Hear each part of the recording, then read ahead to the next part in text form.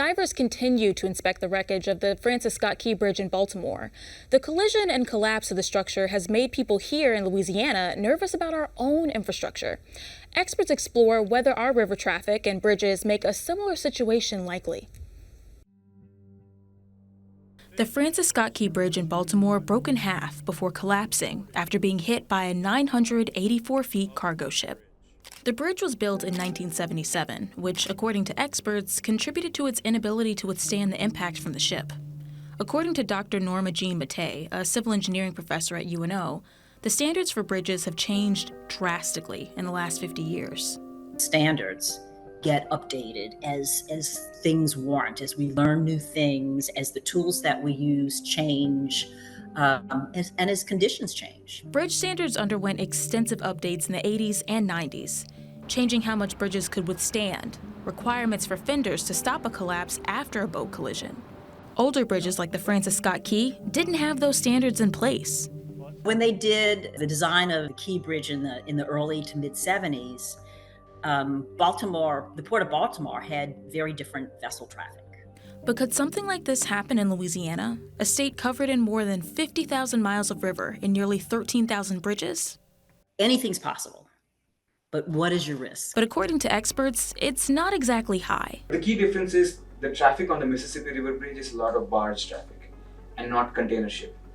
So a barge is much smaller than a container ship, and even if it hits, it's not going to, well, it's less likely, we cannot say, but it is less likely to cause that kind of a catastrophic failure where the entire bridge comes down. Dr. Sabah Ratnam Kameshwar, a civil engineering professor at LSU, says that barges have hit Louisiana bridges before.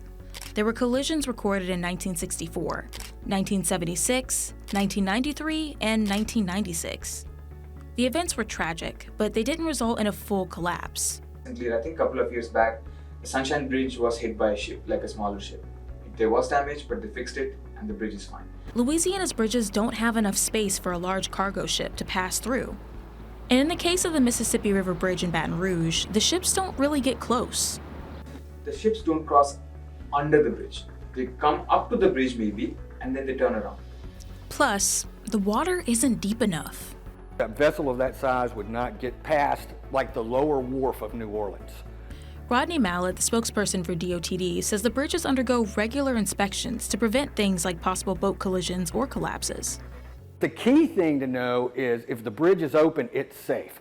We have inspectors who are federally certified bridge inspectors who inspect bridges on a regular basis. Louisiana's bridges scored a D+ in the latest infrastructure report card in 2017.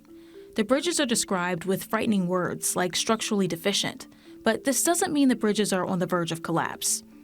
It could just mean poor condition, which according to Mallett, could really mean anything.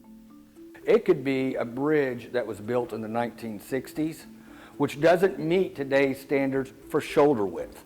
So it's perfectly safe. It doesn't have an 11-foot shoulder like the bridges are required to have today. It has the 1960s requirement, which is probably closer to like 5 feet, 8 feet, or whatever it is for that particular time frame when that bridge was built. Key thing to know is if the bridge is open, it's safe. We have inspectors who are federally certified bridge inspectors who inspect bridges on a regular basis. The report card score also has a lot to do with funding. Louisiana has a huge backlog in infrastructure costs. Bridges needing shoulder expansions or maintenance may not always be a priority. So when you put those things together, we've got a huge price tag on everything we want for infrastructure and a very small, relatively speaking, revenue stream that's going to pay for all that.